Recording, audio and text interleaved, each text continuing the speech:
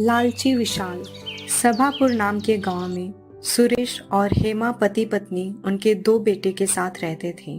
एक बेटे का नाम गौरव था और दूसरे बेटे का नाम विशाल। सुरेश गौरव को बहुत पसंद करता था और हेमा विशाल को बहुत पसंद करती थी। गौरव बहुत मासूम था पर विशाल बहुत स्वार्थी था। सुरेश अपनी खेती करके अपने परिवार का देखभाल करता था। एक दिन सुरेश अपने बच्चों को नए कपड़े खरीद कर ले आया और पहले अपनी पसंद के बेटे को देता है और उसके बाद अपने छोटे बेटे को कपड़े देता है। पर विशाल को अपने बड़े भाई के कपड़े अच्छे लगते हैं। पिताजी, मुझे बड़े भाई के कपड़े अच्छे लगे, मुझे वही चाहिए। लेकिन गौरव को अपने छोटे भाई से बहुत प्यार था, इसलिए वो अपने छोटे भाई को कपड़े देने का सोचता है। पिताजी, विशाल को मेरे कपड़े अच्छे लगे तो उसको दे दीजिए ना, मैं उसके कपड़े ले लूंगा। विशाल को पसंद के कपड़े मिल गए तो वो खुश हो गया। ऐसे ही कुछ सालों में गौरव और विशाल बहुत बड़े हो जाते हैं और सुरेश को दृष्टि की समस्या हो जाती है। इसकी वजह से सुरेश काम नहीं कर पाता था, घर पर ही रहता था। सुरेश मन मन में, मेरी पत्नी विशाल को बहुत पसंद करती है। मेरे जाने के बाद मेरे नाम की सारी संपत्ति छोटे बेटे के नाम कर देगी, इसलिए मुझे सारी संपत्ति को दोनों बच्चों के बीच बंटवारा करना पड़ेगा। और वो गौरव और विशाल को आवाज देता है। गौरव, विशाल। जी पिताजी, आज मैं मेरी संपत्ति को दोनों के नाम करना चाहता हूँ। जाओ संपत्ति के कागजात लेकर आओ। विशाल मन मन में, मेरे बड़े भाई को मेरे ऊपर पूरा भरोसा है, मुझे कुछ भी करके सारी संपत्ति अपने नाम करनी होगी। भाई, आप पिताजी के पास रहिए, मैं कागजात लेकर आता हूँ। जो तेरी मर्जी मेरे भाई। विशाल अपने स्वार्थी बुद्धि से अपने भाई से प्यार भरी बातें करके चालाकी से सारी संपत्ति अपने नाम पर करने का सोचता है। सुरेश मन मन में, विशाल तो मतलबी इंसान है, प्यार का नाटक करके सारी संपत्ति अपने नाम करवा लेगा। और गौरव को तो अपने भाई पर पूरा विश्वास है। पिताजी गौरव को कहते हैं, गौरव, जा तेरे छोटे भाई ने जो कागजात लाए हैं उसको पढ़कर सुना तो जरा।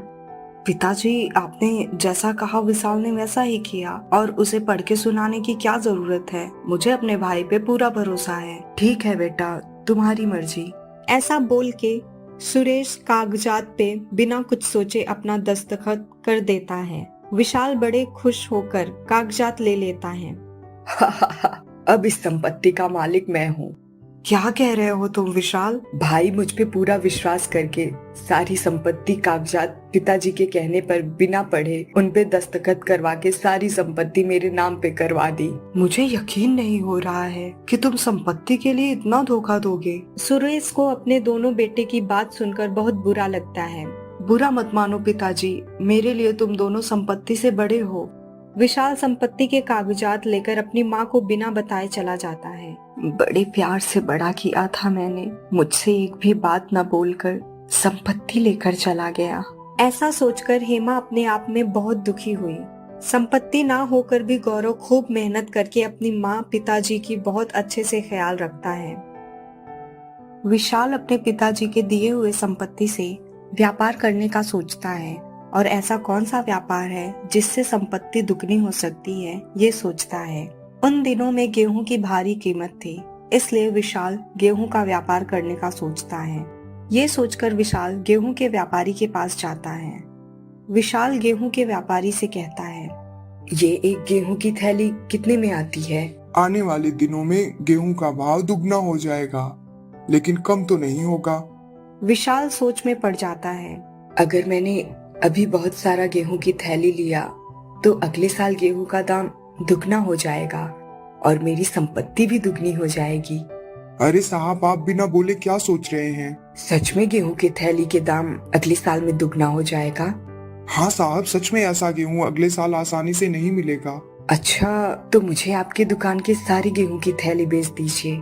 विशाल सारी गेहूं की थैलियां खरीद लेता है और दुकान भी खड़ा कर देता है। अगले साल आकर उन थैलियों को बेचकर अपनी संपत्ति दुगना करने की सोचता है। जैसा व्यापारी कहता है वैसा गेहूं के दाम दोगुने हो जाते हैं और दुकान में कामगार भी काम पे लगता है। विशाल के दुकान के अलावा कहीं और इस तरह का गेहूं आसानी से ना मिल पाने की वजह से बहुत लोग विशाल की दुकान पर आ जाते थे, मगर गेहूं की थैलियों को अच्छी तरह से नहीं रख पाने की वजह से गेहूं की गुणवत्ता गिर जाती है और अक्सर गेहूं खराब भी हो जाता था और ग्राहक गेहूं की थैली वापस दुकान पर ले आते थे। ग्राहक बोलता है, इतनी महंगी गेहूं की थैली बेचते हो और तो और इसमें कीड़े भी भरे हुए हैं। ये क्या है जी? आप अपनी थैली ले लो और मुझे मेरा पैसा वापस दे दो। और सभी आते हैं और बोलते हैं, हाँ हाँ, हम सबका भी थैली वापस ले लो, हमारा पैसा हमें वापस दे दो। सभी लोगों को उस पर चिल्लाने से विशाल डर जाता है और थैलियां लेकर उन्हें उनके पैसे वापस कर देता है और सोचता है बाकी की थैलियां बिक जाएंगी, पर देखने पर पता चलता है वो भी थैलियां वैसी ही थी। ये सब देखकर विशाल दुखी होता है और सोचता है, ये सब मेरे स्वार्थ की वजह से हुआ है। अगर तभी मैं थैली को बेचता तो ये स्थिति नहीं आती। अब मैं किसी को तकलीफ नहीं बता सकता क्योंकि अब मेरे पास कोई भी नहीं है। माँ, पिताजी और भाई को धोखा देकर जो संपत्ति लाया था उसे भी नष्ट कर दिया। अकेले पड़ने की वजह से विशाल अपने परिवार वालों से माफी मांग के अपने घर वापस आने की सोचता है। अपने छोटे बेटे को घर आकर देख हेमा बहुत खुश होती है। विशाल अपनी पूरी कहानी बताकर माफी मांगता है। परिवार वाले विशाल को माफ कर देते हैं। सब लोग विशाल को माफ कर देते हैं और ये सब हमेशा के लिए खुशी खुशी रहने लगते हैं। तात्पर्य, हमें अपने जीवन में कभी भी लालची नहीं बनना चाहिए। अंत में सब बुरा ही हो जाता है, इसलिए हमेशा अच्छे कर्म करो।